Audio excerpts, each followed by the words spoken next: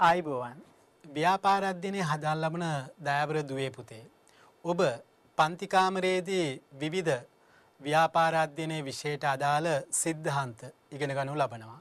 හැබැයි මේවා අපි දන්නවා ඔබගෙන් මනිනු ලබන්නේ විභාගයක් පවත්වලා නැත්නම් ප්‍රශ්න පත්‍ර ප්‍රශ්න මේ ආදී ලබා දීලා. ඒ අනුව ඔබ අනිවාර්යෙන් ලිඛිත විභාගයකට පෙනී සිටිය යුතුයි. ඒ අනුව ඔබේ සාධන මට්ටම මැන බැලීම සඳහා පාසලේදී විවිධ වාර විභාග පැවැත්වෙනවා. ඒ වගේම තමයි ඔබ අවසානයේදී උසස් පෙළ විභාගයට පෙනී සිටිය යුතුයි. ඒ අනුව ඔබ ව්‍යාපාර අධ්‍යයනයේ විෂය කියලා කියන්නේ ප්‍රායෝගික විෂයක්. මේ විෂයේදී ඔබ පන්ති කාමරයට අමතරව දැනුම රැස් කරගත යුතුයි. ඒ සඳහා ඔබට මඟ පෙන්වන උපකාර වන විවිධ අවස්ථා තියෙනවා. අපි සලකා බලමු මොනවද මේ විවිධ ආකාරයන් කියලා. දුවේ පුතේ ඔබ දන්නවා ඔබේ පන්ති කාමරයේදී ලැබෙන සිද්ධාන්ත දැනුම වැඩි දියුණු කර ගැනීම සඳහා විවිධ පොත්පත් පරිශීලනය කළ යුතුයි. ඒ වගේම තමයි රූපවාහිනිය, අන්තර්ජාලය වැනි විද්‍යුත් මාධ්‍ය මගින්ද ඔබ තොරතුරු දැනුම රැස් කරගත යුතු වෙනවා. ඒ වගේම තමයි විවිධ ආයතන අධ්‍යාපනය සම්බන්ධයෙන් අපි උදාහරණයක් ලෙස ගත්තොත් විභාග දෙපාර්තමේන්තුව, ජාතික අධ්‍යාපන ආයතනය, අධ්‍යාපන අමාත්‍යාංශය මේ ආදී ආයතන වලින් ඔබේ විභාගය සඳහා මඟ පෙන්වනු ලබන විවිධ ආකාරයන් තියෙනවා. අපි මේ පුනරීක්ෂණ පාඩම අවසානයේදී ඒවා එකිනෙක ගැන සලකා බලමු. ඒ අනුව දුවේ පුතේ ඔබ දැන් සිටින්නේ ව්‍යාපාර අධ්‍යයනයේ හදාරන 12 වන ශ්‍රේණිය. එහෙම නැත්නම් ඔබ 12 වෙනි ශ්‍රේණියේ දෙවැනි වාරයේදී තමයි ව්‍යාපාර සංවිධාන නිපුණතාවය හදානු ලබන්නේ. අපි බලමු මේ නිපුණතාවය 4 යටතේ කුමක්ද අදහස් කරන්නේ. විවිධ ව්‍යාපාර සංවිධාන වර්ග හා ඒවා විධිමත්ව ආරම්භ කර පවත්වාගෙන යාමේ අවශ්‍යතාව තමයි මේ නිපුණතාවයෙන් තහවුරු කරනු ලබන්නේ. මම විශ්වාස කරනවා ඔබට පූර්ණ අවබෝධයක් ප්‍රශ්න පත්‍රය පිළිබඳව ලබා දීමට. ඒ සඳහා අපි කොහොමද කටයුතු කරන්නේ? පළවෙනියට මම කියලා දෙන්න කැමති අපේ දුවල පුතාලට ඔබ මේ වෙනුවටත් දන්නවා 12 ශ්‍රේණියේ ව්‍යාපාර අධ්‍යයනයට අදාළ විෂය නිර්දේශය. කවුද මේ විෂය නිර්දේශය ඉදිරිපත් කරන්නේ? ජාතික අධ්‍යාපන ආයතනය. අපි ඒකදි කියනවා ව්‍යාපාර අධ්‍යයනයේ ගුරු මාර්ගෝපදේශය. එහෙම නැත්නම් තව විදියට අපි කියනවා විෂය නිර්දේශයත් අන්තර්ගත වෙනවා. මෙන්න මෙහිදී 12 වෙනි ශ්‍රේණියට අදාළව නිපුණතාවයන් 11ක් තියෙනවා. ඔබ දැනටමත් දන්නවා. මේ නිපුණතාවයන් 11 යටතේ පන්ති කාමරයේදී කාලච්ඡේද 300ක් ඔබ ඉගෙනුම ලබනවා. ඒ අනුව දුවේ පුතේ අපි අද කතා කරන්න බලාපොරොත්තු වෙන්නේ නිපුණතාවයේ 4 විවිධ ව්‍යාපාර සංවිධාන වර්ග. බලන්න මේ සටහන දිහා ඔබට වඩා පැහැදිලි. මේ එක් එක් නිපුණතාවයට වෙන් වෙච්ච කාලච්ඡේද තියෙනවා. ඇයි ඔබට එම කාලච්ඡේදයන් වැදගත් වෙන්නේ? බලන්න පළවෙනි නිපුණතාවයේ සිට 11 වෙනි නිපුණතාවයේ දක්වා වැඩිම කාලච්ඡේද සංඛ්‍යාවක් තියෙන්නේ පළවෙනි නිපුණතාවයට කාලච්ඡේද 50ක්. ඒ වගේම තමයි අනිත් නිපුණතාවයන්. එහිදී ඔබට මනාව පැහැදිලි වෙනවා 4 වෙනි නිපුණතාවයේ විවිධ ව්‍යාපාර සංවිධාන වර්ග. ඒ සඳහා කාලච්ඡේද 40ක් තියෙනවා. ඒ අනුව ඔබ විභාගයේදී ප්‍රශ්නවලට මුහුණ දිය යුතුයි. අපි ඉදිරියේදී කතා කරන විවිධ ප්‍රශ්න රටාවන් මොනවද කියලා. ඒ අනුව දුවේ පුතේ ඔබ පළමුව විෂය නිර්දේශය, අදාළ කාලච්ඡේද සංඛ්‍යාව, නිපුණතා සංඛ්‍යාව පිළිබඳව පැහැදිලි අවබෝධයක් ලබා ගැනීම ඔබට සාර්ථකව විභාගයට මුහුණ දීම සඳහා ඉඩ සැලසෙනවා. ඒ හින්දා අපි බලමු කොහොමද මේ කටයුත්ත අපි සාර්ථක කරගන්නේ කියලා. මෙහිදී මම දුවල පුතාලට පෙන්වා දෙන්න කැමති උසස් පෙළ විභාගයේ ප්‍රශ්න පත්‍රය සකස් කිරීමේදී අවධානය යොමු කරන කරුණු කීපයක්. හැබැයි කවුද මේ කරුණු ගැන කියන්නේ? විභාග දෙපාර්තමේන්තුව. විභාග දෙපාර්තමේන්තුව කොහොමද මේ කරුණු ගැන අපිට පෙන්වලා දෙන්නේ? ඔබ දැනටමත් දන්නවා අපොස උසස් පෙළ විභාගය 2019 සහ ඉන් පසුව පැවැත්වෙන විභාග සඳහා ප්‍රශ්න පත්‍ර ව්‍යුහය හා මූලාකෘති ප්‍රශ්න පත්‍ර. ඒ කියන්නේ ෆොටෝටයිප්. විභාග දෙපාර්තමේන්තුව මේ සියලු ප්‍රශ්න පත්‍ර අඩංගු වෙන මුද්‍රිත පොතක් හැටියටත් එළි දක්වලා තියෙනවා. ඔබ දැනටමත් දන්නවා විභාග දෙපාර්තමේන්තුවේ වෙබ් අඩවිය. එහෙම නැත්නම් වෙබ්සයිට් එක. මට මතකයි.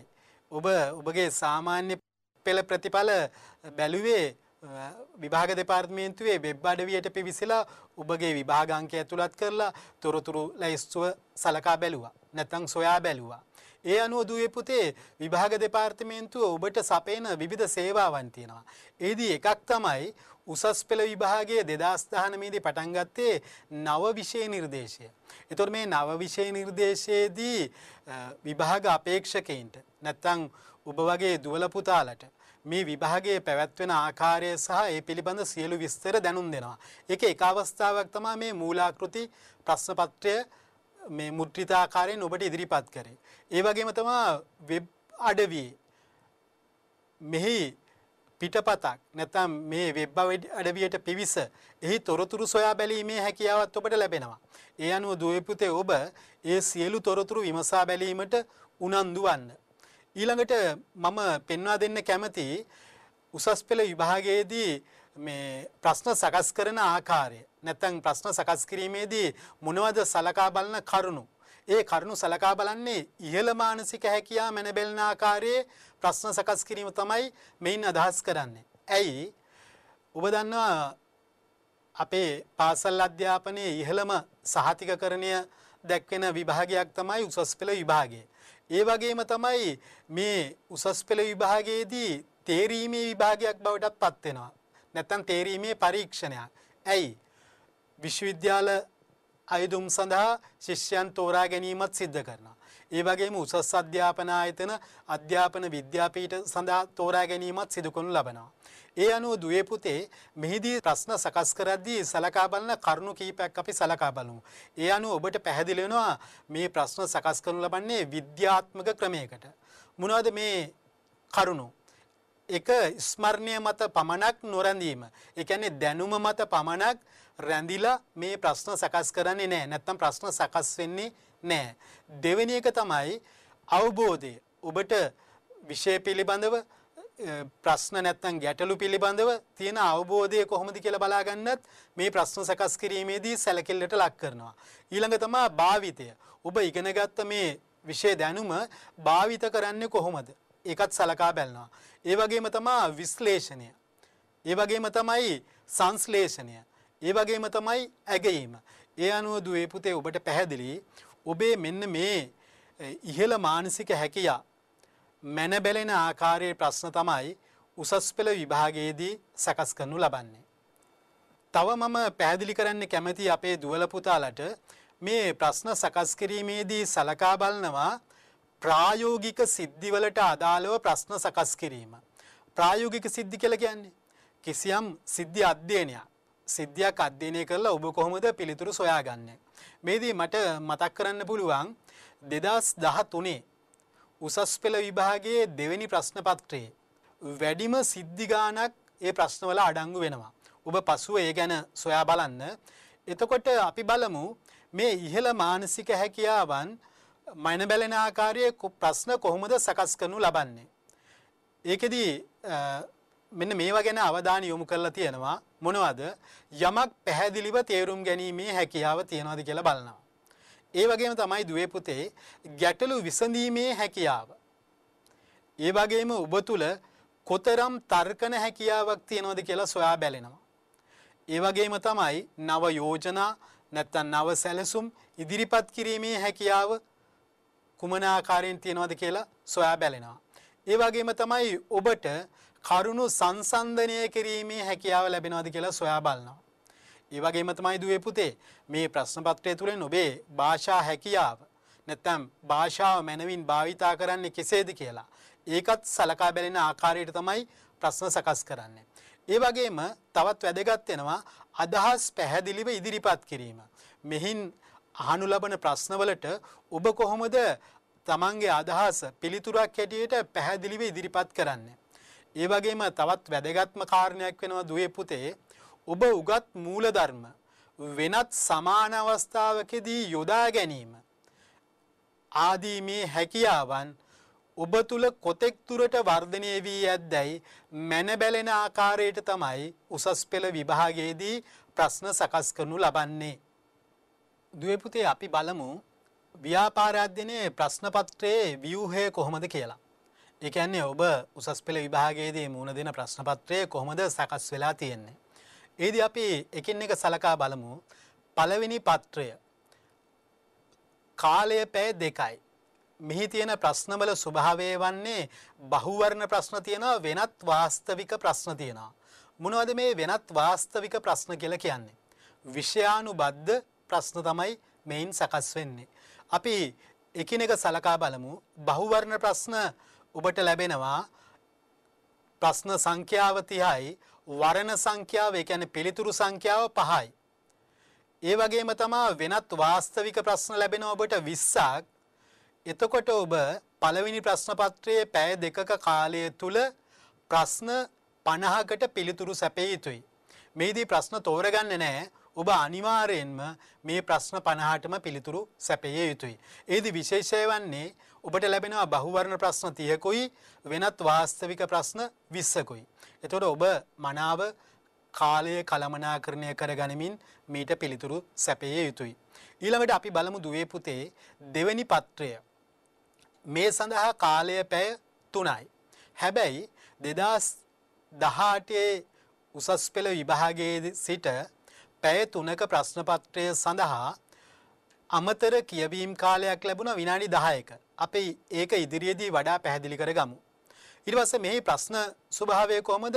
ව්‍යුහගත ප්‍රශ්න තියෙන්නේ. ඒකදී අපිට හම්බෙනවා දෙවෙනි පත්‍රයේ පළවෙනි කොටසයි දෙවෙනි කොටසයි. පළවෙනි කොටසේ ප්‍රශ්න 4ක් ලැබෙනවා. ඔබ 4න් 2ක් හෝ 4න් 3කට පිළිතුරු සැපිය යුතුයි. හැබැයි ඒක තීරණය වන්නේ මේ මුළු ප්‍රශ්න සංඛ්‍යාවත් එක්ක. අපි දෙවෙනි කොටස සලකා බලමු. ප්‍රශ්න සංඛ්‍යාව 4ක් තියෙනවා. ඔබ 4න් 2ක් හෝ 4න් 3කට පිළිතුරු සැපිය යුතුයි. හැබැයි ඒ විට පිළිතුරු සැපිය යුතු මුළු ප්‍රශ්න ගණන වෙන්නේ 8න් 5යි. ඔබ 4න් 2ක් තෝරගත්තොත් පළවෙනි කොටසෙන් දෙවෙනි කොටසෙන් තෝරගන්න වෙනවා 4න් 3ක්. ඒ වගේම තමයි ඔබ පළවෙනි කොටසෙන් 4න් 3ක් තෝරගත්තොත් දෙවෙනි කොටසෙන් 4න් 2ක් තෝරගන්න වෙනවා. එතකොට ඔබ පැය 3ක කාලය තුලදී මුළු ප්‍රශ්න 8කින් ප්‍රශ්න 5කට පිළිතුරු සැපිය යුතුයි.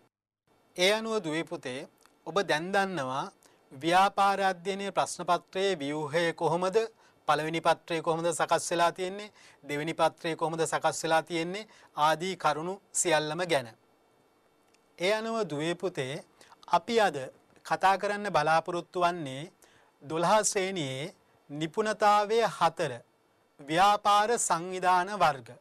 මේ ව්‍යාපාර සංවිධාන වර්ග ගැන කතා කරද්දී ඔබට මතකයි දැනටමත් කාලච්ඡේද 40ක් වෙන් වෙලා තියෙනවා අපිට මේ 4 වෙනි නිපුණතාවය කතා කරන්න. හැබැයි එහිදී නිපුණතා මට්ටම් අපිට හම්බෙනවා 7ක්. තව මෙහි අන්තර්ගත ඉගෙනුම් ඵලයන් රාශියක් තියෙනවා. අපි ඉස්සලා පළමුව දුවේ පුතේ සලකා බලමු මේ නිපුණතා මට්ටම් මොනවද කියලා. ඒකේ පළවෙනිම නිපුණතා මට්ටම සංවිධාන සංකල්පය හඳුන්වා හිමිකාරීත්වයේ අනුව ව්‍යාපාර සංවිධාන වර්ග කිරීම කරනවා. ඊළඟට 4 දෙවෙනි නිපුණතා මට්ටම කේවල ස්වාමී ව්‍යාපාරවල ලක්ෂණ විමසමින් එම ව්‍යාපාර සංවිධානවල වාසි හා සීමා විමර්ශනය කරනවා.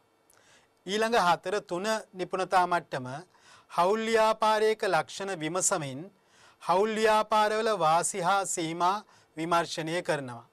ඊළඟට 4 විවිධ වර්ගයේ සංස්ථාපිත සමාගම් හා ඒවායේ සුවිශේෂ ලක්ෂණ සංසන්දනය කරයි.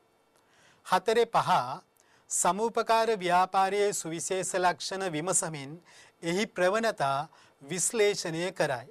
4 නිපුණතා මට්ටම විශේෂිත ව්‍යාපාරවල සුවිශේෂ ලක්ෂණ විමසමින් ඒවායේ වාසි හා සීමා විමර්ශනය කරයි. ඊළඟ අවසන් නිපුණතා මට්ටම 4 රාජ්‍යංශයේ ව්‍යාපාර සංවිධානවල ලක්ෂණ විමසමින් එම ව්‍යාපාරවල වැදගත්කම පෙන්වා දෙයි. ඒ අනුව දුවේ පුතේ ඔබට දැන් පැහැදිලි අපි නිපුණතා මට්ටම් 7ක් යටතේ ව්‍යාපාර සංවිධාන වර්ග ගැන ඉගෙන ගනු ලබනවා. අපි නිපුණතාවයේ 4 යටතේ ව්‍යාපාර සංවිධාන වර්ග ගැන කතා කරේ. දුවේ පුතේ මම කැමතියි ඔයාලට මේ නිපුණතාවයේ 4 යටතේ තියෙන ව්‍යාපාර සංවිධාන වර්ග පිළිබඳව සියලු තොරතුරු ඇතුළත් වෙන සටහනක් ඉදිරිපත් කරන්න. මේකට අපි කියමු සංකල්ප සිතියම කියලා. තව වෙනත් නම් වලින් හඳුන්වනු ලබනවා. මේදී සමස්ත පාඩමම එකම සටහනකට අපිට ගන්න පුළුවන්. කොහොමද ඒක අපි ගත්තේ? අපි පළවෙනියට කතා කරනවා මේ පාඩමේ සංවිධාන ගැන. එහි ලක්ෂණ ගැනත් කතා කරනවා. ඊට පස්සේ අපි කතා කරනවා ව්‍යාපාර සංවිධාන ගැන. ව්‍යාපාර සංවිධාන හැඳින්වීම අපි කරනවා. ඊට අදාළ නීති රීති ගැන කතා කරනවා. විශේෂිත ව්‍යාපාර ගැන කතා කරනවා. ව්‍යාපාර සංවිධාන වර්ග කිරීම කරනවා. මෙහිදී මම මතක් කරන්න කැමතියි දුවල පුතාලට ඔබ ව්‍යාපාර සංවිධාන වර්ග කිරීම ගැන පළවෙනි පාඩමේ ඉගෙන ගත්තා. හැබැයි අපි මෙහිදී කතා කරන්න බලාපොරොත්තු වෙන්නේ හිමිකාරත්වයේ අනුව වර්ග කරන ආකාරය විතරයි. එහිදී අපි හිමිකාරීත්වය අනුව ව්‍යාපාර වර්ග කරනවා පෞද්ගලික අංශයේ ව්‍යාපාර සහ රාජ්‍ය නැත්නම් පොදු අංශයේ ව්‍යාපාර කියලා. ඔබ දැනටමත් දන්නවා පෞද්ගලික අංශයේ ව්‍යාපාර සංවිධාන ප්‍රධාන 4ක් අපි අඳුනගත්තා. මොනවද ඒ? කේවල ස්වාමී ව්‍යාපාර, හවුල් ව්‍යාපාර, සංස්ථාපිත සමාගම්, සමූපකාර. මේ ව්‍යාපාරවල අපි වර්ග කිරීම ගැන කතා කරනවා, ලක්ෂණ ගැන කතා කරනවා, වාසි ගැන කතා කරනවා, සීමාවන් ගැන කතා කරනවා, ලියාපදිංචිය ගැන කතා කරනවා. ඒ වගේම තමයි දුවේ පුතේ රාජ්‍ය අංශ නැත්නම් පොදු අංශයේ ව්‍යාපාර. අපි හඳුන ගන්නවා ප්‍රධාන වර්ග 3ක් තියෙනවා. මධ්‍යම රජය යටතේ තියෙන ව්‍යාපාර. ඒ යටතේ රාජ්‍ය සංස්ථා, රාජ්‍ය සමාගම්, රාජ්‍ය දෙපාර්තමේන්තු. ඊළඟට පළාත් සභාව යටතේ තියෙන ව්‍යාපාර. ඊළඟට පළාත් පාලන ආයතන යටතේ තියෙන ව්‍යාපාර. ඔබ දැනටමත් දන්නවා පළාත් පාලන ආයතන කියලා කියන්නේ මොනවද කියලා. ප්‍රාදේශීය සභා, නගර සභා, මහනගර සභා. ඒ අනුව බලන්න මේ සංකල්ප සිතියමින් අපිට සමස්ත පාඩමම ආවරණය කරගෙන අවධාරණය කර ගැනීමේ හැකියාව ලැබුණා. ඒ අනුව දුවේ පුතේ මම ඔබට යෝජනා කරනවා ඔබ 12 වෙනි ශ්‍රේණියේ ඉගෙන ගන්නවා නිපුණතාවයන් 11ක්. 13 ශ්‍රේණියේදී ඉගෙන ගන්නවා නිපුණතාවයන් 7ක්. සියලුම නිපුණතාවයන් 18ක්. මේ සෑම නිපුණතාවයකටම මම මතක් කරන්නේ සංකල්ප සිතියමක්. බැගින් නිර්මාණය කරා නම් ඔබට කෙටි සටහනක් වෙනවා. ඔබේ දැනුම, අවබෝධය පුළුල්ව පවත්වාගෙන යන්න එක සටහනකින් සියලු දේවල් මතක් කරගෙන ඔබට පැහැදිලි අවබෝධයක් ලබා ගැනීමට පුළුවන් බව මම විශ්වාස කරනවා. ඒ සඳහා ඔබ විවිධ ක්‍රම අනුගමනය කරලා බලන්න. ඒක බොහොම හොඳයි. දුවේ පුතේ අපි ව්‍යාපාර අධ්‍යයනය පළවෙනි පත්‍රය ගැන කතා කරමු. එෙහිදී මම මතක් කරන්න කැමති අපේ දුවල පුතාලට ඔබ සාමාන්‍ය පෙළ විභාගයට මුහුණ දුන්නා. එෙහිදී ඔබට ලැබුණේ බහුවර්ණ ප්‍රශ්න වල වර්ණ තිබුණේ නැත්නම් පිළිතුරු තිබුණේ 4යි. හැබැයි දැන් ඔබ උසස් පෙළ පන්තියේ ඉන්නේ. අපි ව්‍යාපාර සංවිධාන ගැන ඉගෙන ගන්නේ දෙවෙනි වාරයේදී. ඔබ මේ වෙන විටත් පළවෙනි වාර විභාගයට මුහුණ දීලා සිටින්නේ. ඔබ මේ ගැන දන්නවා. මම නැවතත් ඔබට ඒ ගැන මතක් කරනවා. කොහොමද ඔබට උසස් පෙළ විභාගයේදී ලැබෙන ප්‍රශ්න පත්‍රයේ කාලය පැය 2යි. ඒ අනුව විභාග දෙපාර්තමේන්තුව මේ ප්‍රශ්න පත්‍රයේ උපදෙස් ලෙස දක්වලා තියෙනවා බලන්න දුවේ පුතේ. සියලුම ප්‍රශ්නවලට පිළිතුරු මෙම ප්‍රශ්න පත්‍රයේම සපයන්න.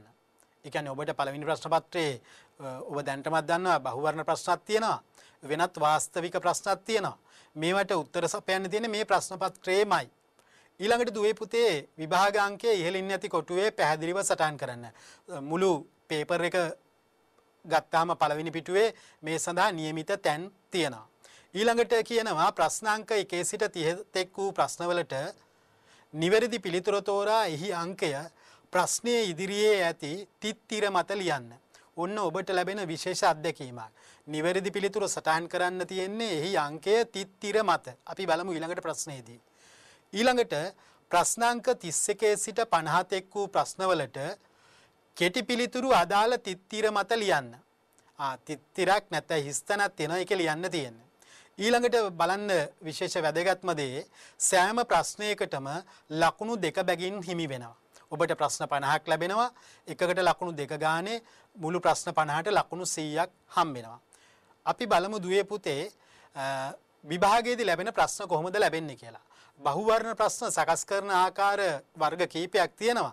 ඒකෙදි මේ එක ආකාරයක්. මෙහිදී ඔබට ලැබෙනවා පළවෙනි ප්‍රශ්න පත්‍රයේදී මෙන්න මේ උපදේශ. ප්‍රශ්නාංක 1 සිට 30 තෙක් වූ ප්‍රශ්නවලට නිවැරදි පිළිතුරු තෝරා එහි අංකය ප්‍රශ්නයේ ඉදිරියෙන් නැති තිත්තිර මත ලියන්න. ඒ අනුව මේ ප්‍රශ්නේ කොහොමද තියෙන්නේ අපි බලමු. විධිමත් සංවිධානයක දැකිය හැකි පොදු ලක්ෂණ අඩංගු කාණ්ඩය තෝරන්න. ඔබ දන්නවා ඔබට වර්ණ පහක් ලැබිලා තියෙනවා. ඒ කියන්නේ පිළිතුරු පහක්. මෙහිදී වඩාම ගැළපෙනම පිළිතුර නැත්නම් නිවැරදිම පිළිතුර අඩංගු කාණ්ඩය තෝරලා අපි සටහන් කරන්න ඕන තිත්තිර මත. දැන් දුවේ පුතේ බලන්න උත්තරේ හොයාගන්න පුළුවන්ද කියලා? ඔව් ඔබට පුළුවන් උත්තරේ හොයාගන්න. පළවෙනි ප්‍රශ්නය අපි මේ කතා කරන්නේ එහි පළවෙනි උත්තරය හරිද? දෙවෙනි උත්තරය හරිද? එකින් එක බලන්න මේ පොදු ලක්ෂණ අඩංගු කරලා තියෙනවා කාණ්ඩයක් විදිහට. අපිට මෙතෙන්දී හම් වෙනවා ලක්ෂණ 3ක්. මේ ලක්ෂණ 3ම අඩංගු පිළිතුරු තියෙන්නේ හැබැයි එකයි. මොකක්ද මේ පිළිතුර වන්නේ? ඔව් ඔබ දැනටමත් පිළිතුර හොයාගත්තා. බොහොම ලේසි පහසු ප්‍රශ්නයක්. මොකක්ද පිළිතුර?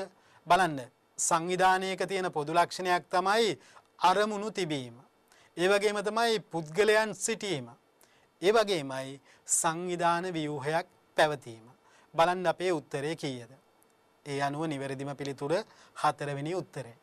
ඊළඟට දුවේ පුතේ අපි දෙවෙනි ප්‍රශ්නය සලකා බලමු. මෙහිදී ව්‍යාපාර සංවිධාන වර්ග හා ඒවායේ ලක්ෂණ කීපයක් පහත වගුවේ දැක්වේ. මේක තමයි ප්‍රශ්නය.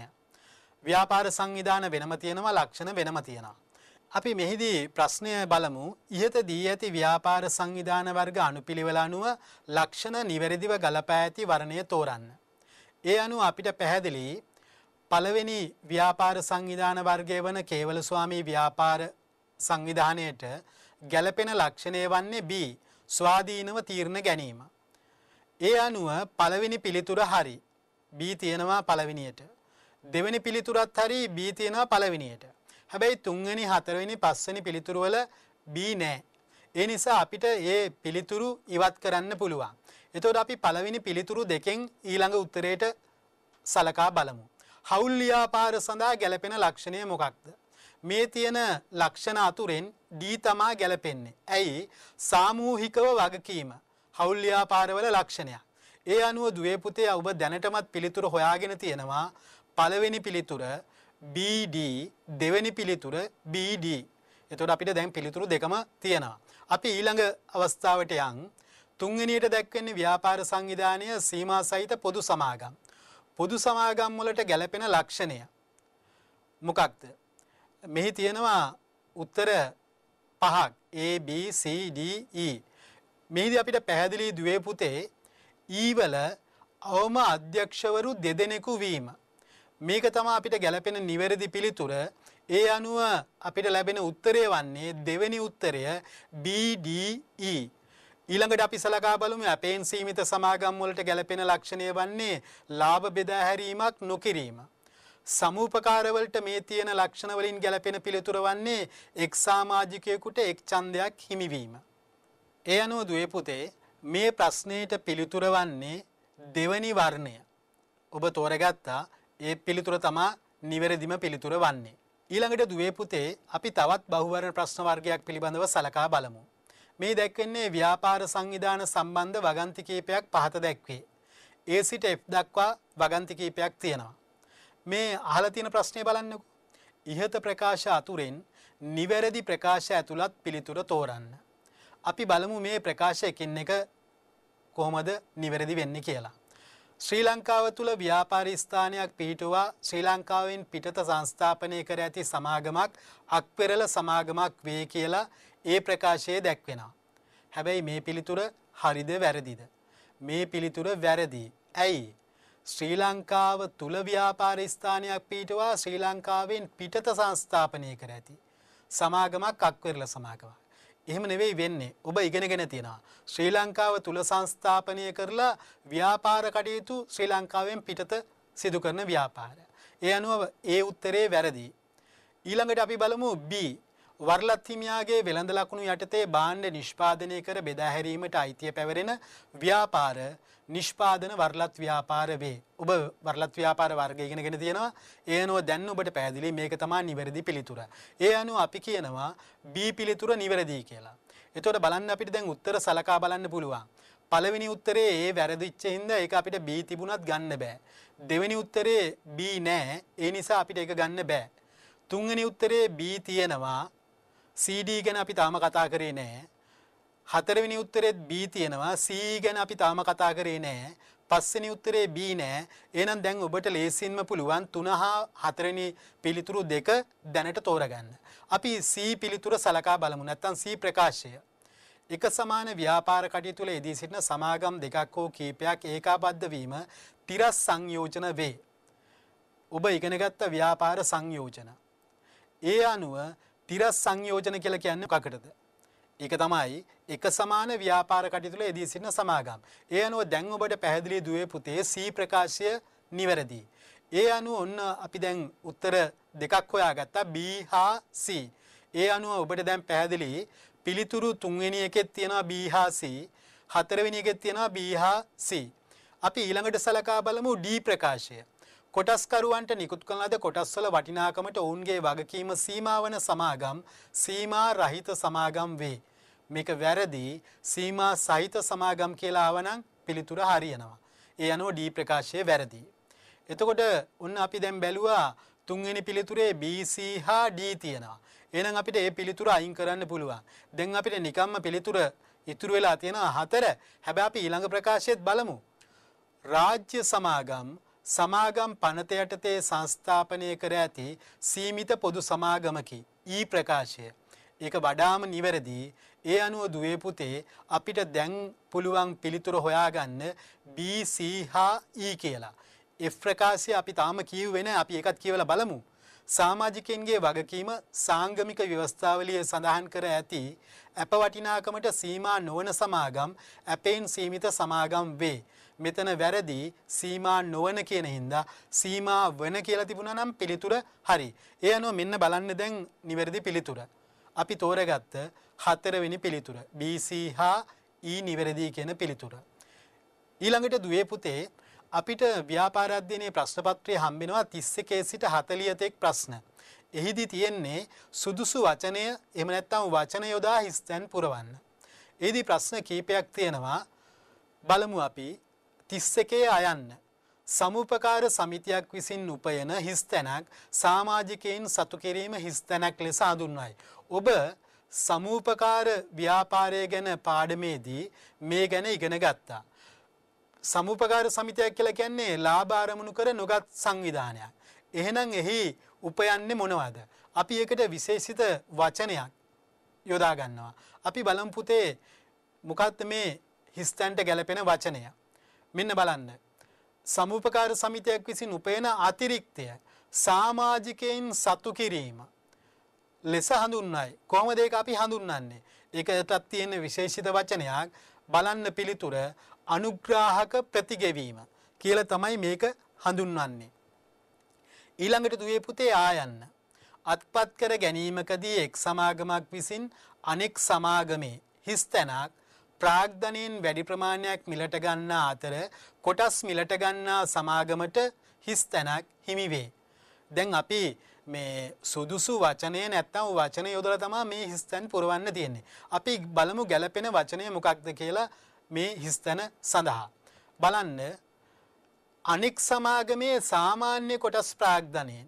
එහෙනම් සාමාන්‍ය කොටස් කියන වචන දෙක තමයි නිවැරදි පිළිතුර.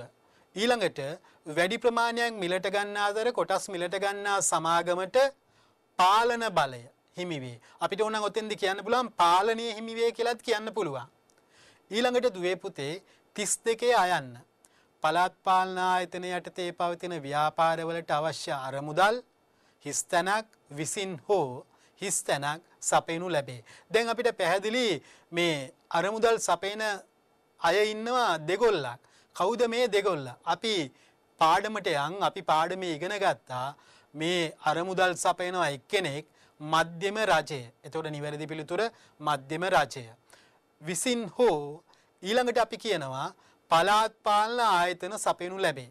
එතකොට මේ පළාත් පාලන ආයතන කියලා කියන්නේ ප්‍රාදේශීය සභාවක් නම් ප්‍රාදේශ සභාව. නගර සභාවක් නම් නගර සභාව. මහනගර සභාවක් නම් මහනගර සභාව. එතකොට අපිට මේ පිළිතුර සම්පූර්ණයි. ඊළඟට අපි යනවා 32 ආයන්න. රාජ්‍ය සංස්ථාවක හිස්තැනක් හෝ හිස්තැනක් අයිතිය රජය සතු වේ. මොකක්ද මේ හිස්තැන් දෙකට එන පිළිතුරු දෙක? අපි මේ වෙනකොට ඉගෙනගෙන තියෙනවා. රාජ්‍ය සංස්ථාවක අයිතිය කොහොමද බෙදිලා ගිහිල්ලා තියෙන්නේ කියලා. නැත්නම් අයිතිය කොහොමද සමන්විත වෙන්නේ කියලා. ඒ අනුව බලමු අපි පළවෙනි පිළිතුර මොකක්ද කියලා. රාජ්‍ය සංස්ථාවක පූර්ණ හෝ ඊළඟ පිළිතුර වැඩි අයිතියක් රජයේ සතු වේ. ඒ හින්දානේ අපි රාජ්‍ය සංස්ථාවක් කියලා කියන්නේ. එතකොට අපිට උත්තරේ වඩාත් පැහැදිලි. ඊළඟට දුවේ පුතේ සමාගමේ මුළු ප්‍රාග්ධනයෙන් හිස්තැනක් වඩා වැඩි ප්‍රමාණයක් රජයේ හෝ රජයේ ආයතන සතු වීම හිස්තැනක් ප්‍රධාන ලක්ෂණයකි. මොකක්ද මේ කියන්නේ? සමාගමේ මුළු ප්‍රාග්ධනයෙන් බලමු අපි හිස්තැන 151කට වඩා වැඩි ප්‍රමාණයක් රජයේ හෝ රජයේ ආයතන සතු වීම මොන ව්‍යාපාර සංවිධානවලද මේ ලක්ෂණය තියෙන්නේ? අපි බලමු හිස්තැනට ගැලපෙන වඩා සුදුසුම වචනේ නැත්නම් වචන මොනවද කියලා. ඒ අනුව අපිට පැහැදිලි රජයේ ආයතන සතු වීම රාජ්‍ය සමාගමක ප්‍රධාන ලක්ෂණයකි. ඒ අනුව දුවේ පුතේ ඔබට ලැබෙන 31 සිට 40 තෙක් ප්‍රශ්නවලට පිළිතුරු සපයද්දී සුදුසු වචන යොදලා හිස්තැන් පුරවන්න ඕන. අපි මේවට කිව්වා වෙනත් වාස්තවික ප්‍රශ්න කියලා. ඒ කියන්නේ විෂයානුබද්ධ විෂයට අදාළ ප්‍රශ්න තමයි විමසන්නේ. එහි ඔබ වචන ඒ පද පිළිබඳව ඔබගේ දැනුම යාවත්කාලීන කර ගැනීම ඊටම වටිනවා. ඊළඟට දුවේ පුතේ ඔබට පළවෙනි ප්‍රශ්න පත්‍රයේදී හම්බෙනවා අංක 41 සිට 51 ප්‍රශ්නවලට නිශ්චිත පිළිතුරු සපයන්න. ඒ අනුව අපි සලකා බලමු ප්‍රශ්න කීපයක් ව්‍යාපාර සංවිධාන පාඩමට අදාළ. රාජ්‍යංශයේ ව්‍යාපාර සංවිධාන වර්ග 4ක් නම් කරන්න. ඔබ මේ වෙන විට ව්‍යාපාර සංවිධාන වර්ග ගැන ඉගෙනගෙන තියෙනවා. අපි අහනවා රාජ්‍ය නැත්නම් පොදු වංශයේ ව්‍යාපාර සංවිධාන වර්ග 4ක්. මොනවද බලමු පිළිතුරු. ඔබ දන්නවා මේ පිළිතුරු දැනටමත්. එකක් මොකක්ද? රාජ්‍ය දෙපාර්තමේන්තු. ඒ වගේම දෙවෙනි පිළිතුර රාජ්‍ය සංස්ථා. තුන්වෙනි පිළිතුර රාජ්‍ය සමාගම්. හතරවෙනි පිළිතුර පළාත් සභා හා පළාත් පාලන ආයතන යටතේ පවතින ව්‍යාපාර. මොනවද මේ ව්‍යාපාර? පළාත් සභා තියෙනවා ලංකාවේ පළාත් 9ටම. ඒ වගේම පළාත් පාලන ආයතන තියෙනවා ඔබ දන්නවා ප්‍රාදේශ සභා, නගර සභා, මහනගර සභා. මේවට අයිති ව්‍යාපාර සංවිධාන වර්ග තමයි අපි මේදී සලකා බලන්නේ. ඊළඟට දුවේ පුතේ ඊළඟ ප්‍රශ්නය වෙන්නේ සමාගම් වර්ග සැසඳීමට යොදා ගන්නා නිර්ණායක 4ක් සඳහන් කරන්න. දැන් මෙහි විශේෂය 4ක් ගැන අහලා තියෙන්නේ. සමාගම් වර්ග සැසඳීමට යොදා ගන්න පුළුවන් නිර්ණායක මොනවද? අපි පිළිතුර සලකා බලමු. ප්‍රාග්ධන සම්පාදනය. එකිනෙක සමාගම් වර්ග ගැන සැසඳීමට අපිට යොදා ගන්න පුළුවන් නිර්ණායකයක්. ඊළඟ දෙවෙනි පිළිතුර වගකීම. අපි දන්නවා වගකීම සීමිතයි කියලා.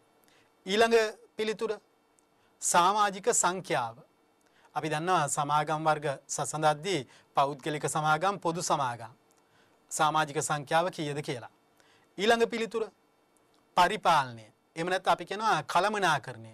මෙන්න මේ පරිපාලනය නැත්නම් කළමනාකරණය සිද්ධ වන්නේ අධ්‍යක්ෂ මණ්ඩලයක් මගින්. ඒ අධ්‍යක්ෂවරුන්ගේ ප්‍රමාණයත් ගැන අපිට සසඳන්න පුළුවන්. ඒ අනුව පැහැදිලි මේ පිළිතුරු 4. තවත් පිළිතුරු තියෙනවා අපිට යොදා ගන්න පුළුවන්. ඊළඟට අපි 43 වෙනි ප්‍රශ්නේ බලමු. සමූපකාර ව්‍යාපාරයේ සුවිශේෂී ලක්ෂණ 4ක් නම් කරන්න. මොනවද සමූපකාර ව්‍යාපාරයට අනන්‍ය වෙච්ච සුවිශේෂී ලක්ෂණ? ඔබ දැනටමත් දන්නවා දුවේ පුතේ. මොනවද මේවා? පළවෙනිම පිළිතුර අපිට ගන්න පුළුවන් ලාභය මූලික අරමුණ නොවීම.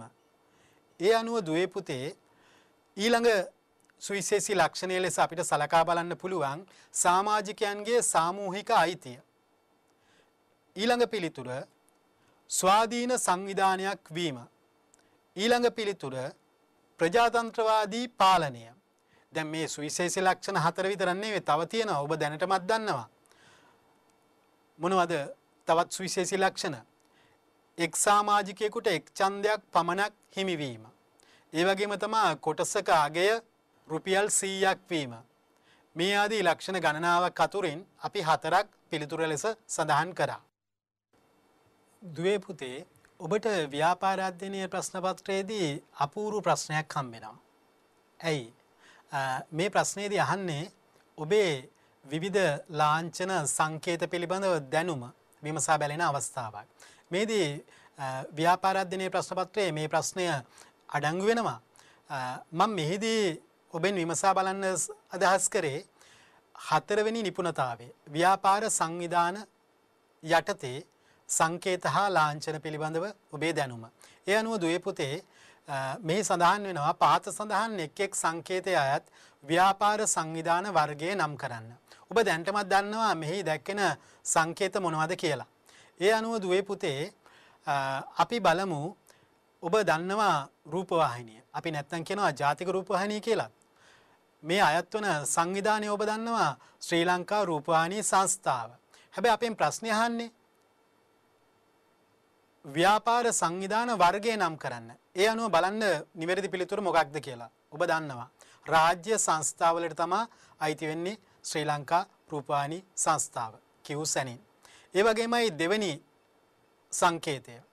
ඒ සඳහන් වන්නේ ශ්‍රී ලංකා වරාය අධිකාරිය. ඔබ ඉගෙනගෙන තියෙනවා සංස්ථා ගැන 4 වෙනි නිපුණතාවය යටතේ. එහිදී සංස්ථා හඳුන්වන වෙනත් නම් තියෙනවා. අධිකාරිය, කාර්යාංශය, මණ්ඩලය, කොමිෂන් සභාව.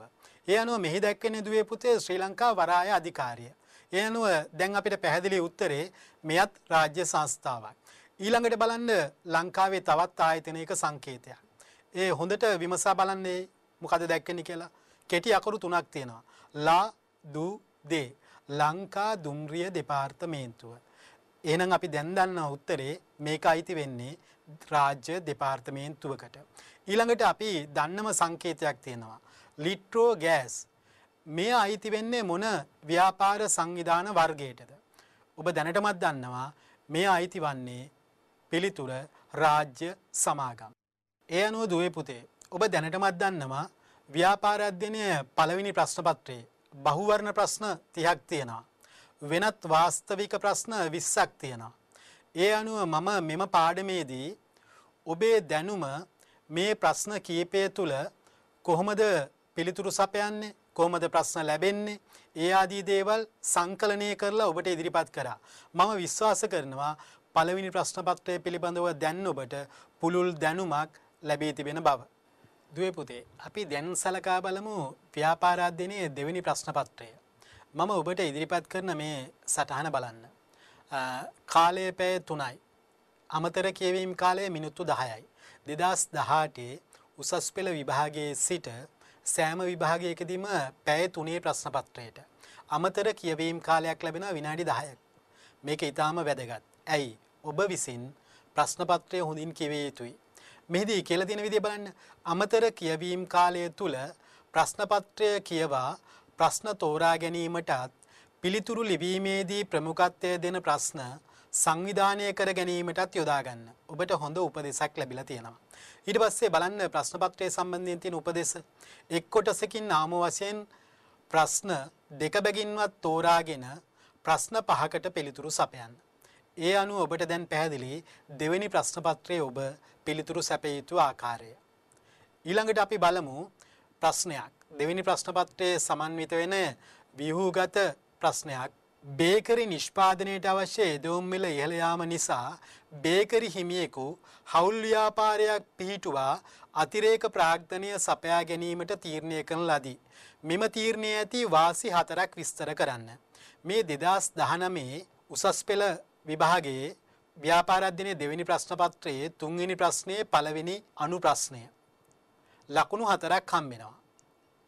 එතකොට දුවේ පුතේ මම ඉදිරිපත් කරනවා තවත් ප්‍රශ්න පත්‍රයක ප්‍රශ්නයක්. ඔබේ මිතුරියක විසින් පවත්වාගෙන යන කේවල ස්වාමී ව්‍යාපාරයක් පුළුල් කිරීමේ අරමුණින් හවුල්කරුවෙකු ලෙස ඊට සම්බන්ධ වීමට ඔබට ආරාධනා කරයි. මෙහි ඇති සාපේක්ෂ වාසි 4ක් දක්වන්න. අපෙන් එතකොට මේ ප්‍රශ්න දෙකෙන්ම අහන්නේ කේවල ස්වාමී ව්‍යාපාරයකට වඩා හවුල් ව්‍යාපාරයක තියෙන වාසි මොනවද කියලා. මෙහි ඊටාම වැදගත් වෙන්නේ දුවේ පුතේ පළවෙනි ප්‍රශ්නයේදී ලකුණු 4ක් හම් වෙනවා. දැන් ඔබ කොහොමද පිළිතුරු සපයන්නේ? හැබැයි මේ උසස් පෙළ විභාගයේ පිළිතුරු ක්‍රියාපටිපාටිය දක්වලා තියෙනවා මෙහි ලකුණු දෙන විදිය. ඒක තමයි අපිට වැදගත් වෙන්නේ. හැබැයි ප්‍රශ්න පත්‍රයේ තියෙන්නේ මුළු ලකුණු 4යි කියලා විතරයි. අපි බලමු මේකේ ලකුණු කොහොමද ලැබෙන්නේ? ඔබ කොහොමද පිළිතුර ගොනු කරන්න ඕන විදිය. එහිදී දුවේ පුතේ කරුණු 4ක් සඳහන් කිරීමට ලකුණු භාගයේ ගානේ 4ට ලකුණු 2යි කියලා තියෙනවා. කරුණු 4ක් විස්තර කිරීමට ලකුණු භාගයේ ගානේ 4ට ලකුණු 2යි කියලා තියෙනවා. එතකොට මේ ප්‍රශ්නේ අහලා තියෙන විදිය බලන්න. මෙම තීරණයේ ඇති වාසි 4ක් විස්තර කරන්න. ඔබ වාසි 4ක් සඳහන් කරලා විස්තර කරන්න ඕනේ. එතකොට තමයි ලකුණු 4 හම්බෙන්නේ. ඊළඟට මම දෙවෙනියට ඉදිරිපත් කරපු 4 අයන්න ප්‍රශ්නේ දිහා බලන්න. එහි තියෙන්නේ සාපේක්ෂ වාසි 4ක් දක්වන්න. එහි දැක්වෙන ලකුණු 2යි කියලා.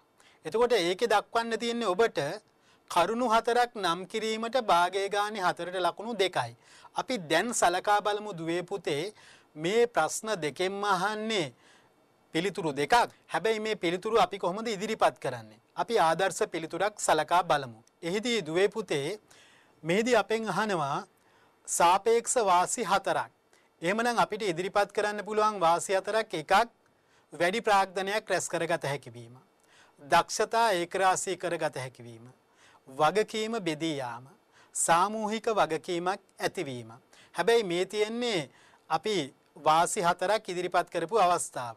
හැබැයි විස්තර කරන්න කියලා තිබ්බොත් අපි මේක වඩාත් පැහැදිලි කරන්න ඕන. අපි බලමු එකින් එක.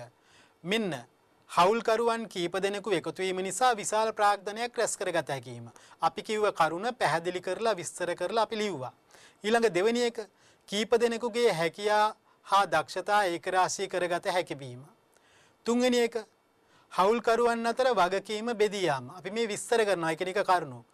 ඊළඟ එක සාමූහික වගකීම නිසා හවුල්කරුවන්ගේ උනන්දු හා කාර්යක්ෂමතාවය වැඩි වීම. දැන් ඔබට පැහැදිලි ප්‍රශ්නේ අහලා තියෙන්නේ මොකක්ද?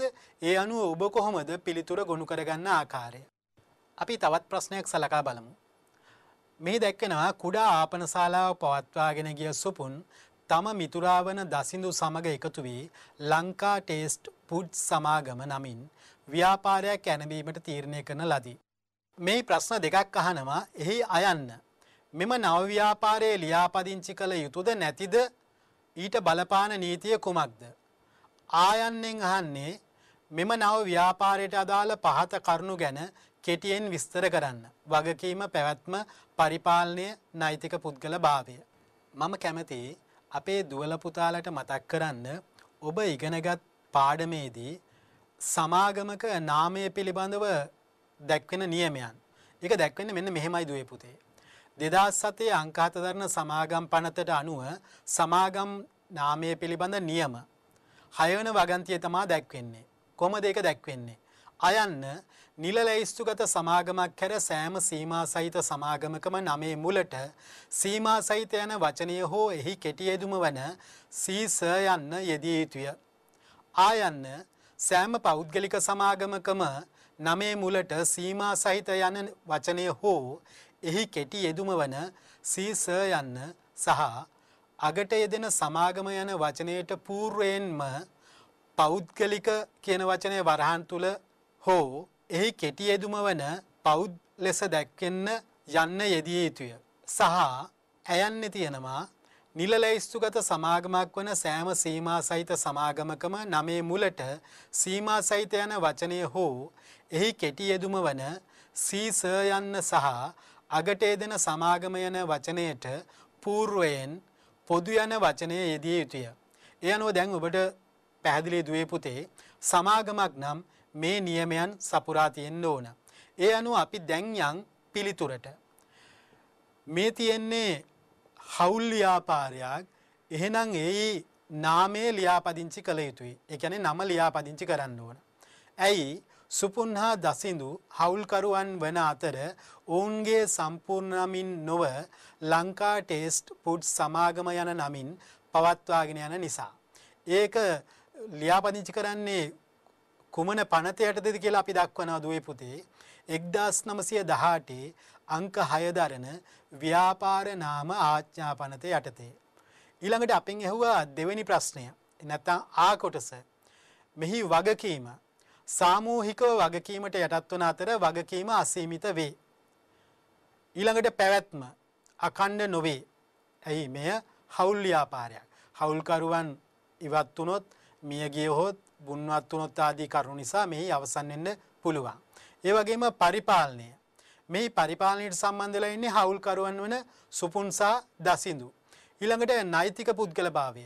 මෙම ව්‍යාපාරයේ හවුල් ව්‍යාපාරයක් වන බැවින් මේට නෛතික පුද්ගලභාවයක් නැහැ. අපි එනවා නොමැත කියලා දැක්වුවා.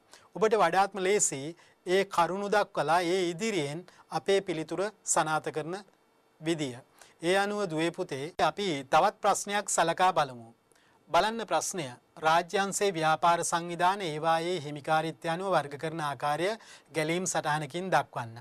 ඔබ පන්ති කාමරයේදී මේ පාඩම ඉගෙන ගත්තේ. නැත්නම් ව්‍යාපාර අධ්‍යයනයේ විෂය ඉගෙන ගත්තේ. විවිධ සටහන්, වර්ග, තොරතුරු විවිධාකාරයට ඉගෙනුම ලබනවා. මේදී ඔපෙන් පිළිතුර බලාපොරොත්තු වෙන්නේ ගැලීම් සටහනකින්. අපි බලමු මීට අදාළ පිළිතුර මොකක්ද කියලා.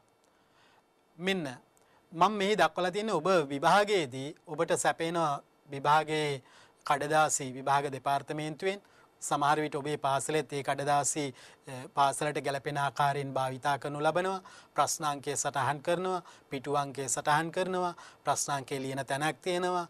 ඊට පස්සේ මෙන්න අහලා තියෙන ප්‍රශ්නය රාජ්‍යංශයේ ව්‍යාපාර සංවිධානයේ ඒවායේ හිමිකාරීත්වය අනුව වර්ග කරන ආකාරය ගැලීම් සටහනකින් දක්වන්න. බලන්න දුවේ පුතේ අපි පිළිතුර ඉදිරිපත් කරන විදිය. රාජ්‍යංශයේ ව්‍යාපාර සංවිධාන හිමිකාරීත්වය අනුව වර්ග කිරීම. පළාත් සභාව යටතේ පවතින ව්‍යාපාර. පළාත් පාලන ආයතන යටතේ පවතින ව්‍යාපාර. මධ්‍යම රජය යටතේ පවතින ව්‍යාපාර. මධ්‍යම රජය යටතේ තියෙනවා රාජ්‍ය දෙපාර්තමේන්තු, රාජ්‍ය සංස්ථා, රාජ්‍ය සමාගම්. මෙතෙන්දි බලන්න මම ඉදිරිපත් කරේ පිළිතුරු පත්‍රයක පිළිතුරක්. ලකුණු දෙකක් දීලා තියෙනවා. දැන් ඔබට ලකුණු ගැන අවබෝධයක් ආවා. කොහොමද? එක කොටසකට ලකුණු 4ක් හම්බ වෙනා මේ ආයන්න කියන කොටස. එහෙනම් මේ ප්‍රශ්නේ ආයන්නක් තියෙනවා. එහෙනම් අපිට ලකුණු දෙකක් සාර්ථකව ලබා ගන්න පුළුවන් අදාළ ගැලීම් සටහන ඉදිරිපත් කිරීමෙන්. ඊළඟට බලමු දුවේ පුතේ අපි කේවල ස්වාමී ව්‍යාපාරයකට අකණ්ඩ පැවැත්මක් නොමැත. පැහැදිලි කරන්න. මෙන්න මෙතන ප්‍රශ්නේ අහලා තින්නේ පැහැදිලි කරන්න කියලා. අපි කොහොමද මේක පැහැදිලි කරන්නේ? මෙන්න පිළිතුර අකණ්ඩ පැවැත්ම යනු යම් ව්‍යාපාරයක අයිතිකරු මරණයට පත්වීමෙන් හෝ බුන්වත් වීමෙන් එම ව්‍යාපාරයේ පැවැත්මට හානියක් නොවීමයි. අපි තවත් කියනවා කේවල ස්වාමී ව්‍යාපාරයක් යනු හිමිකාරීත්වය තනි පුද්ගලයෙකු සතුවන ව්‍යාපාර වර්ගයකි. එම කේවල ස්වාමී ව්‍යාපාරයකට අකණ්ඩ පැවැත්මක් නොමැත. එනම් එහි අයිතිකරු මරණයට පත්වීමෙන් හෝ බුන්වත් වීමෙන් එම ව්‍යාපාරය අවසන් කිරීමට හෙවත් වසා දැමීමට සිදුවිය හැකිය. ඔබ කනගාටු වෙන්න එපා. ඔබේ අකුරු පැහැදිලි නැතුව නැත්නම් අපි කියන්නේ ලස්සන නැතුව තියනවා කියලා. හැබැයි ඔබ විභාගයේදී අකුරු ලස්සනට ලියනවට වඩා පැහැදිලිව ලියන එක තමයි වඩා වැදගත්. නියමිත කාලය තුලදී. ඒ අනුව දුවේ පුතේ ඔබ සෑම දිනාටම පුළුවන් පැහැදිලිව පිළිතුරු සටහන් කරන්න. ඊළඟට දුවේ පුතේ අපි සලකා බලනවා තවත් ප්‍රශ්නයක්. සමූපකාර ව්‍යාපාරවලට විවිධ ශේෂ්ඨවලදී අනිකුත් පෞද්ගලික අංශයේ ව්‍යාපාර හා තරඟ කිරීමට නොහැකි වී ඇත. මේ පිළිතුරේ තියෙන්නේ පැහැදිලි කරන්න කියලා. අපි බලමු දුවේ පුතේ මේ පිළිතුර අපි කොහොමද පැහැදිලිව ඉදිරිපත් කරන්නේ. එෙහිදී මම යෝජනා කරන්න කැමති පිළිතුර මෙන්න මේ විදිහට සකස් කරගත්තා නම් වඩා හොඳයි කියලා. කොහොමද? අපි කරුණු සටහන් කරනවා ඊට ඉදිරියෙන් පැහැදිලි කිරීම සටහන් කරනවා. ඔබේ පහසුව සඳහා ඔබ මීට කලින් යොදාගත් ආකාරය අනුගමනය කරන්න. බලමු අපි පළවෙනිම පිළිතුර කොහොමද අපි ගොඩනගලා තියන්නේ. විවෘතව තබන කාල සීමාව අඩුවීම. මේන් අදහස් කරන්නේ සමූපකාර ව්‍යාපාර අනිකුත් පෞද්ගලික අංශයේ ව්‍යාපාරවලට සාපේක්ෂව විවෘතව තබන කාල සීමාව අඩු බැවින් සමූපකාරවලට ඇති පාරිභෝගික ආකර්ෂණය අඩු වී ඒවාට අනෙක් ව්‍යාපාරවලට තරඟයක් ලබා දීමට අපහසු වී ඇත. ඊළඟ දෙවෙනි පිළිතුර බලන්න. සාම්ප්‍රදායික බවක් කිසිලීම. අන් ව්‍යාපාරවලට වඩා සමූපකාර ව්‍යාපාර තරමක් සාම්ප්‍රදායික බවක් කුසලයි. නමුත් අනෙක් පෞද්ගලික අංශයේ ව්‍යාපාර කාලයට අනුව හැඩගැසේ. නිදසුන් ලෙස විවිධ උත්සව සමයන්ට ගැලපෙන ලෙස ව්‍යාපාරයේ ස්වභාවය වෙනස් කිරීම දැක්විය හැකිය. ඊළඟ පිළිතුර බලන්න. සේවක සුහදශීලී බව අඩුවීම. සමුපකාරවල සිටින සේවකයන්ට සාපේක්ෂව අනෙක් ව්‍යාපාරවල සේවකයන් සිය පාරිභෝගිකයන්ට දක්වන ලැබියා වැඩිය. ඒද සම්පකාරවලට අනෙක් ව්‍යාපාර හා තරඟ කිරීමට නොහැකි වන එක් හේතුවකි. ඊළඟට අපිට ඕනනම් දුවේ පුතේ තව පිළිතුරක් එකතු කරන්න පුළුවන්. මොකක්ද? දැඩි ප්‍රචාරණය සිදු නොවීම. සමුපකාර ව්‍යාපාර අනිකුත් ව්‍යාපාරවලට සාපේක්ෂව සිදු කරන ප්‍රචාරණය ඉතාමත් අඩුවීම. ඒ අනුව දුවේ පුතේ අපි කරුණු 4ක් ඉදිරිපත් කරන්නත් පුළුවන්. එහිදී අපි මේ ප්‍රශ්නයට පොදුවේ අපේ අදහස මේ විදිහට ඉදිරිපත් කරන්න පුළුවන් මීට යටින්. කොහොමද? මේ අනුව ඉහත දැක්වෙන හේතුන් ආදිය නිසා සමුපකාර ව්‍යාපාරවලට බොහෝ ශේෂ්ඨවලදී අනිකුත් පෞද්ගලිකාංශේ ව්‍යාපාර හා තරඟ කිරීමට නොහැකි වී ඇත. ඔබේ අභිමතයේ පරිදි මේ පිළිතුර ගොඩනගා ගැනීමේ හැකියාව ලැබෙනවා. දුවේ පුතේ ව්‍යාපාර සංවිධාන පාඩම යටතේ නිපුණතා මට්ටම් 7ක් ගැන අපි කතා කරා. ඒ අනුව මට හිතුණා තවත් ප්‍රශ්න කීපයක් ඔබ වෙනුවෙන් ඉදිරිපත් කරන්න. ඒකේ බලන්න පළවෙනි ප්‍රශ්නේ ශ්‍රී ලංකාව පුරා ව්‍යාප්තව ඇති ව්‍යාපාර සංවිධාන වර්ගය වන්නේ කේවල ස්වාමී ව්‍යාපාරයි. එසේ වීමට බලපෑ හේතු 4ක් විස්තර කරන්න. ඔබ දැන් දන්නවා හේතු සඳහන් කරලා විස්තර කරන ආකාරය. දෙවෙනි ප්‍රශ්නේ බලන්න. හවුල් ව්‍යාපාර සඳහා බලපාන අනපනත් 4ක් නම් කරන්න. ඔබ ඉගෙනගෙන තියෙනවා හවුල් ව්‍යාපාර ගැන. ඒදී බලපාන අනපනත්. ඒ කියන්නේ ආඥා පනත් සහ පනත් ගැන ඔබ දන්නවා. ඊළඟට 2007 අංක 7 දරන සමාගම් පනතේ සංශෝධන දෙකක් සඳහන් කරන්න. 2007 අංක 7 දරන සමාගම් පනත මේ වෙන විට සංශෝධන ගණනාවකට ලක් කරලා තියෙනවා. එයින් ඔබෙන් අහන්නේ දෙකක් ගැන විතරයි. ඊළඟට දුවේ පුතේ ඔබ දන්නා සමුපකාර ව්‍යාපාරය ගැන තියෙන ප්‍රශ්නයක්. මොකද්ද තියෙන්නේ? සියවසකටත් වඩා පැරණි සමුපකාර ව්‍යාපාරය වඩාත් ජනතාවට ආකර්ෂණය වීම සඳහා සිදු කළ යුතු නව්‍යතා 4ක් යෝජනා කරන්න. ඔබේ ගමේ සමුපකාරය තියෙනවා. ඔබට දැන් පුළුවන් ඉදිරිපත් කරන්න මේ සමුපකාර ව්‍යාපාරයේ සිදු කළ යුතු නව්‍යතා, නව වෙනස්කම් මොනවද කියලා. ඊළඟට දුවේ පුතේ අපි සලකා බලනවා වරලත් ව්‍යාපාර ගැන. වරලත් ව්‍යාපාරයන් ශ්‍රී ලංකාව පුරා ව්‍යාප්ත වීමේ ප්‍රවණතාවයක් වර්තමානයේ දක්නට ලැබේ. ඊට බලපෑ හේතු 4ක් පැහැදිලි කරන්න. ඔබට තියෙන හේතු 4ක් සඳහන් කරලා ඒ ඔබේ පැහැදිලි කිරීම ඉදිරිපත් කරන්න. ඊළඟ 6 වෙනි ප්‍රශ්නය. ව්‍යාපාර සංයෝජනය වීමෙන් ව්‍යාපාරිකයන්ටත් පාරිභෝගිකයන්ටත් අත්වන ප්‍රයෝජන දෙක බැගින් නම් කරන්න. මෙහිදී ඔබට පැහැදිලි නම් කරන්න තියෙන්නේ ප්‍රයෝජන දෙක බැගින්. කාටද? ව්‍යාපාරිකයන්ට සහ පාරිභෝගිකයන්ට වෙන වෙනම. ඊළඟට 7 වෙනි එක බලන්න ප්‍රශ්නය. රාජ්‍යංශයේ ව්‍යාපාර පවත්වාගෙන යාමෙන් පුරවැසියන්ට අත්වන වාසි 4ක් දක්වන්න. ඒ කියන්නේ අපේ රටේ පුරවැසියන්ට රාජ්‍යංශයේ ව්‍යාපාර පවත්වාගෙන යාමෙන් ලැබෙන ප්‍රයෝජන නැත්නම් වාසි 4ක්. ඔබට මනාව පැහැදිලිව පිළිතුර ගොනු කරලා ඉදිරිපත් කරගැනීමේ හැකියාව ලැබෙනවා. ඒ අනුව දුවේ පුතේ අපි මේ වෙන විට ව්‍යාපාර අධ්‍යයනයේ ප්‍රශ්නපත්‍ර පරීක්ෂා කිරීමෙන් නැත්නම් පිළිතුරුපත් ඇගීමෙන් හඳුනාගත් විභාග අපේක්ෂකයින්ගේ පොදු දුර්වලතා තියෙනවා. අපි බලමු ඔබ ඉන්නේ 12 පන්තියේ දෙවෙනි වාරයේ.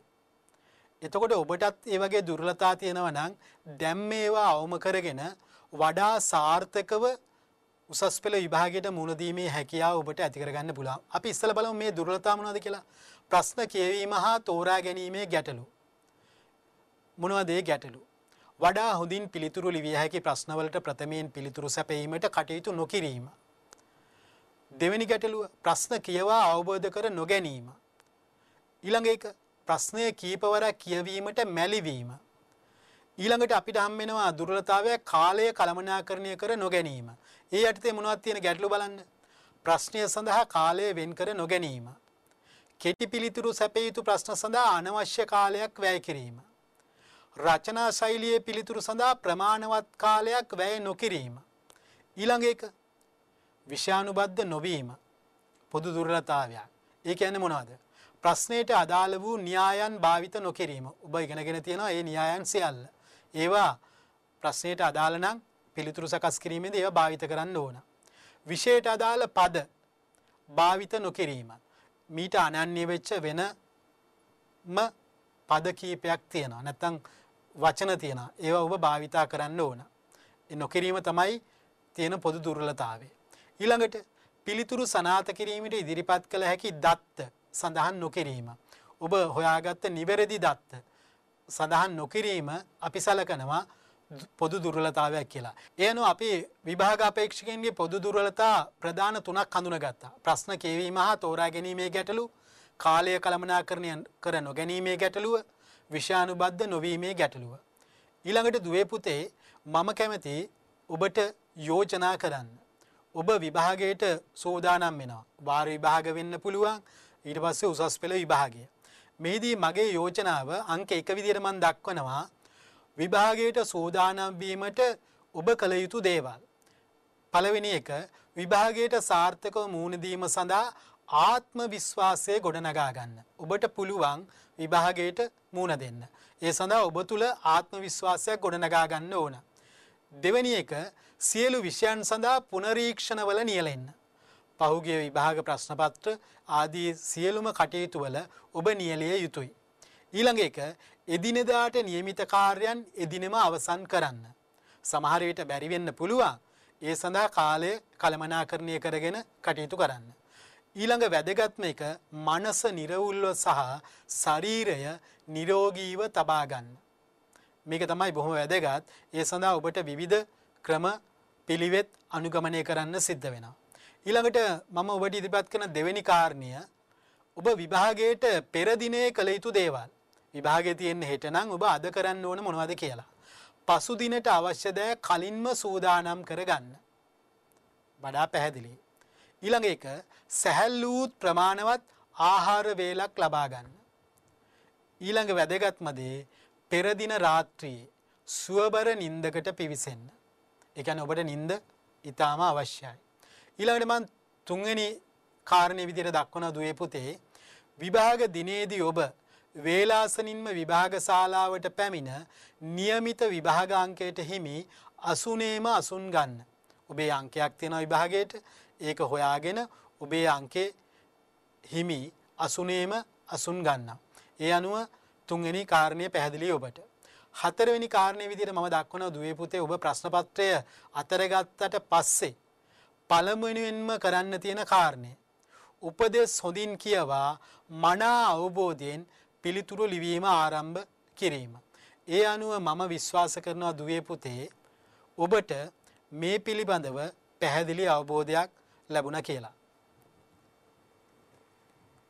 ඒ අනුව දුවේ පුතේ ඔබ දන්නවා නිපුණතාව 4 මොකක්ද? විවිධ ව්‍යාපාර සංවිධාන වර්ග හා ඒවා විධිමත්ව ආරම්භ කර පවත්වාගෙන යාමේ අවශ්‍යතාව තහවුරු කිරීම. මේ යටතේ අපි අද කතා කරේ පුනරීක්ෂණ. ඒ කියන්නේ ප්‍රශ්න නැත්නම් ප්‍රශ්න පත්‍ර ගැන. ඒ අනුව මම විශ්වාස කරනවා දුවේ පුතේ ඔබ මේ වන විට උසස් පෙළ විභාගයේ ව්‍යාපාර අධ්‍යයනයේ ප්‍රශ්න පත්‍රයේ ප්‍රශ්න පත්‍ර ව්‍යුහය, ප්‍රශ්න සකස් වෙලා තියෙන ආකාරය සහ ඔබ මනාව පිළිතුරු සැපිය යුතු ආකාරය අපි මේ කෙටි කාලය තුලදී කතා කරා කියලා. ඒ අනුව ඔබට පුළුල් අවබෝධයක් දැනුමක් ලැබෙන්න ඇති. ඒ අනුව දුවපිතේ ඔබ දැන්ම ඔබේ අඩිතාලම නැත්නම් ඔබේ පියවරයන් සකස් කරගන්න සාර්ථකව විභාගයට මුහුණ දීම සඳහා.